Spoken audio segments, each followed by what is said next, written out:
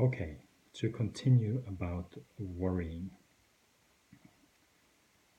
Another thing that is very, very useful in psychology is called mentalizing. Even psychoanalysts and cognitive therapists alike see that this is a concept that can be very useful.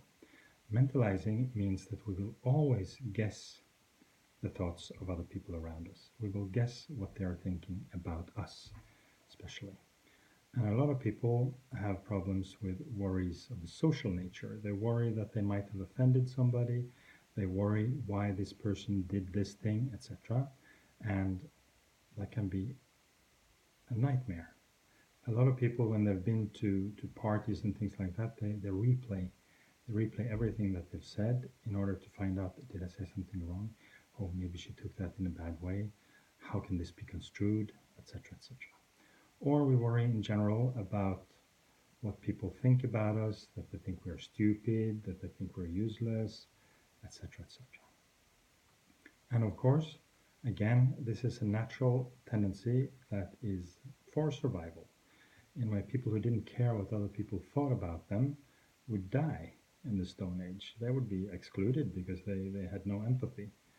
So, and they were stupid and offended people because they didn't think about the consequences of what they were saying.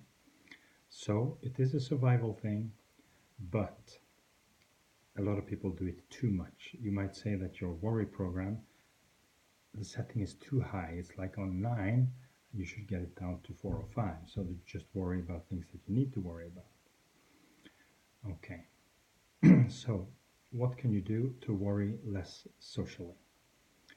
One thing is, like I said, mentalization. That means that you automatically will guess on the thoughts of other people. The moment you realize that you cannot stop yourself from guessing the thoughts of other people, then you have a choice. You can say, give them the benefit of the doubt and say, no, the reason why he wasn't smiling when I was talking to him was probably that he has some problems of his own. The reason why this person seemed angry was that he actually was grieving for something. There could be many things like that that actually make the other person do what they do. There's a nice story by Stephen Covey about when he was sitting in the subway, and there was a man there with 2 children who were just very wild, playing all over the place, teasing the other passengers and everything. And Covey got very irritated because he was mentalizing the father and saying, this guy is just a sloppy guy. He can't control his kids. He doesn't care about what the kids are doing, etc., etc. Covey was getting more and more irritated. And then finally the man opened his mouth and said, oh, I'm so sorry about the kids. Their mother died this morning. I don't know what to do. Bow. And Covey realized that he had mentalized in a way that made himself irritated, and it was actually wrong. We cannot say that we can read minds. That's one thing I've learned as a psychologist that I can't do, but that we have a choice whether to mentalize positively or negatively. I have a story with a person who was really blocking me professionally in every way and making life difficult for me. And just hearing his name, I got this anxiety pang in my stomach, until I realized that he had been squeezed out of his job so that I could get it. I didn't know that, but the moment I realized that, I said, okay, but anybody would be very upset. And in addition, he was becoming a pensioner this year, where he was so difficult, and that would mean loss of status for him. So he had both things at the same time, both losing, in a way, his not his job really, but very important function in an organization to me, and then that he was going to lose his job satisfaction in a way from becoming a pensioner. The moment I understood that, my anxiety stopped, and I could become friends with him. So,